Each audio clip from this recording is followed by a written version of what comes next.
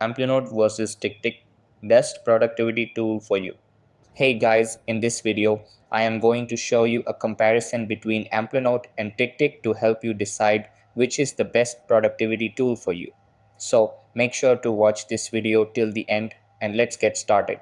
So the first thing that you want to know is Amplenote focuses on note taking and task management. Over here, it provides rich text formatting, backlinks, and task scoring, along with Google Calendar integration for scheduling. After that, let's talk about Ticktick. Over here, it is mainly a task management tool that includes features like recurring tasks, multiple reminders, a Pomodoro timer, and habit tracking. Then, let's go over the pricing. Over here, Amplenote costs $7.99 per month or $79.99 annually, while Ticktick offers a premium plan at $32.99 per year. After that, let's go over which one to choose.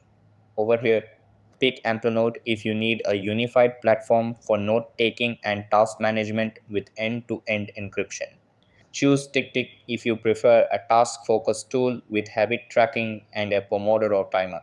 So that's the comparison between Amplenote and Ticktick. That's all for this video.